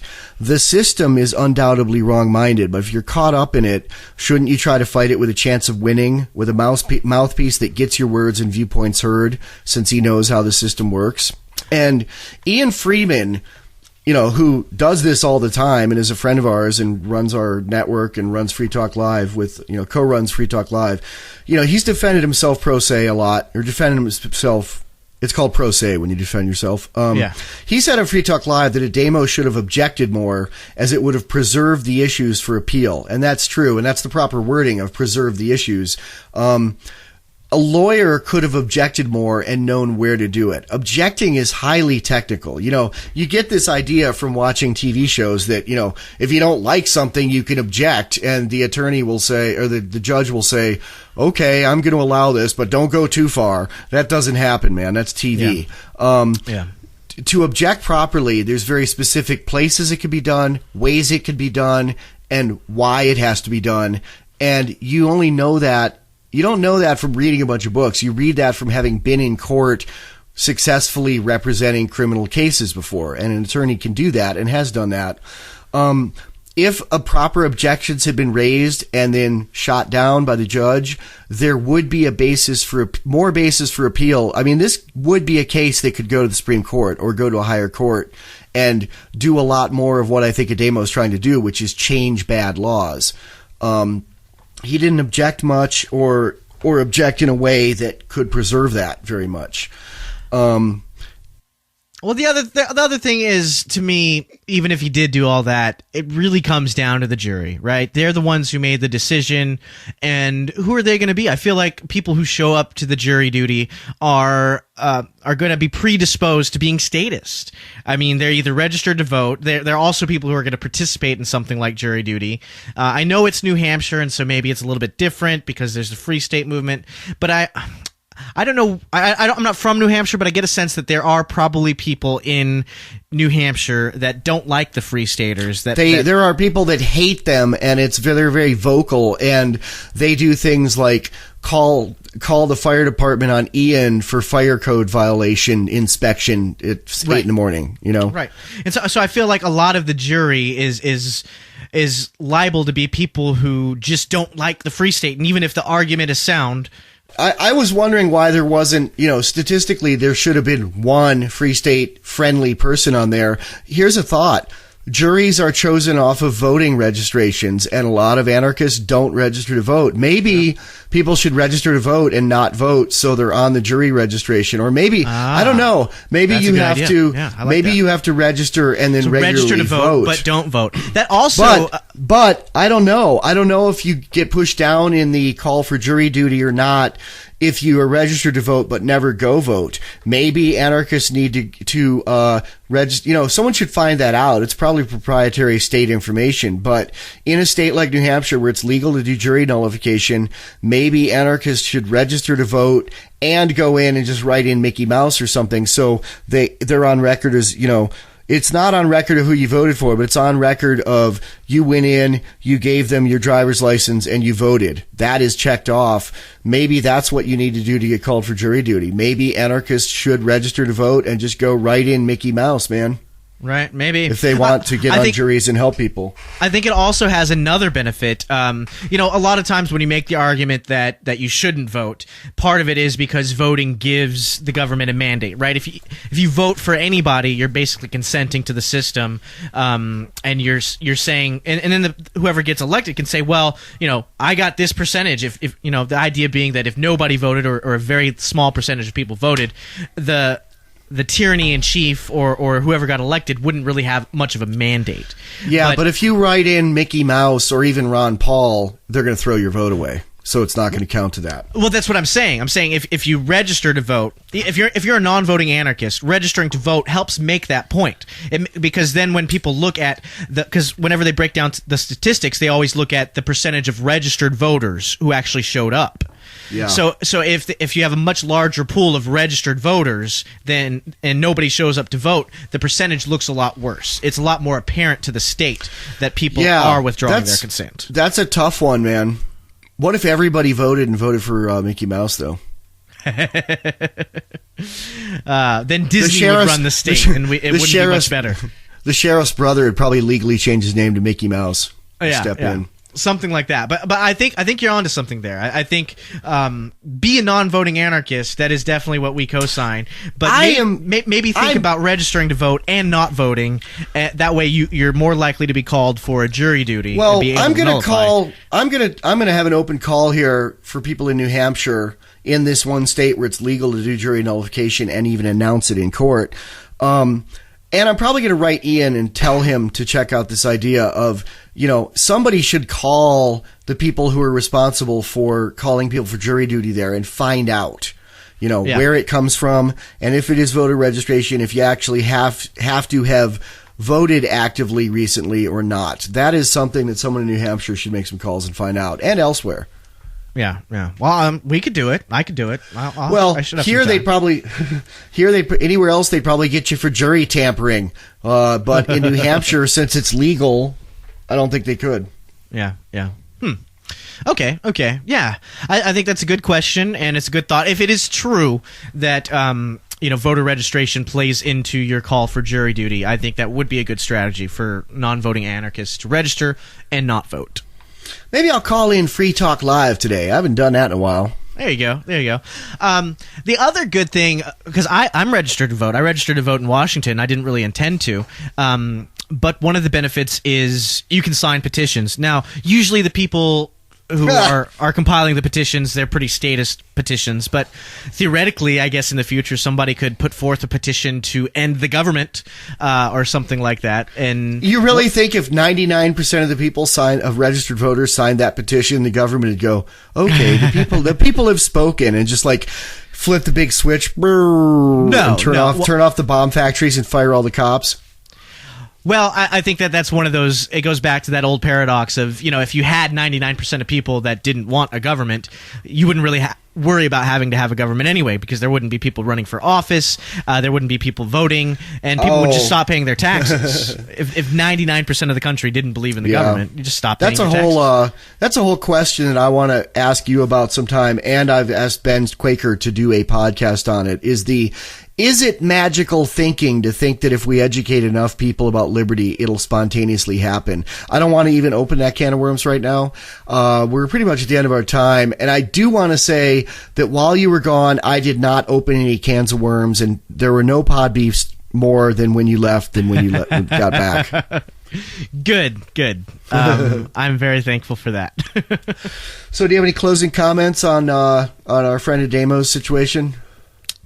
No, just to Ademo and to the other cop blockers and the other activists out there, in the grand scheme of things, it does suck, but I mean, Ademo's going to be out fairly soon.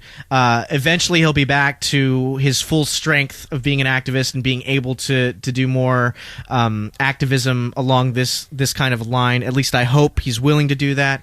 And so it's a blow, but the war's not over. The fight isn't over. It's a round. It's not even the end of things. So it sucks, but there's nothing to do but move forward.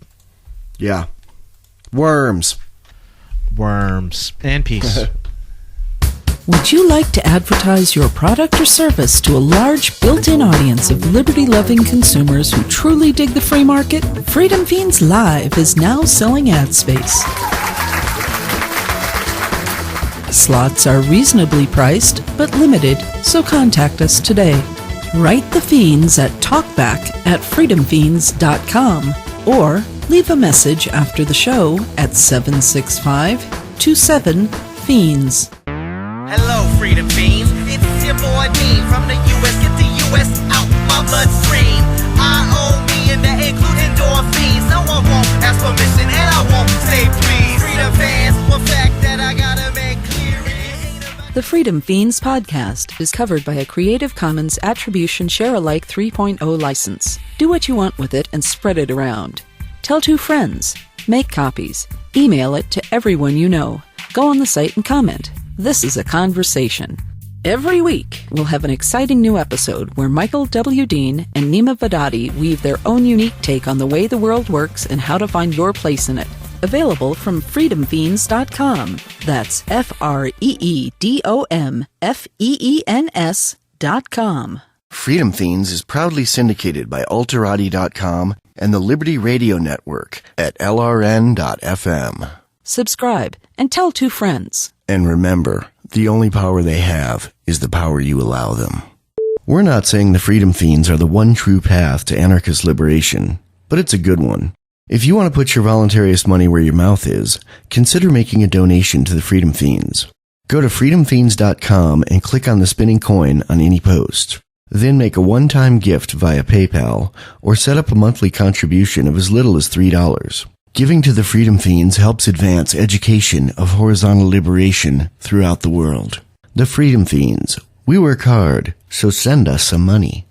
We're not saying the Freedom Fiends are the one true path to anarchist liberation, but it's a good one. If you want to put your voluntarist money where your mouth is, consider making a donation to the Freedom Fiends. Go to freedomfiends.com and click on the spinning coin on any post. Then make a one-time gift via PayPal or set up a monthly contribution of as little as $3. Giving to the Freedom Fiends helps advance education of horizontal liberation throughout the world. The Freedom Fiends. We work hard, so send us some money.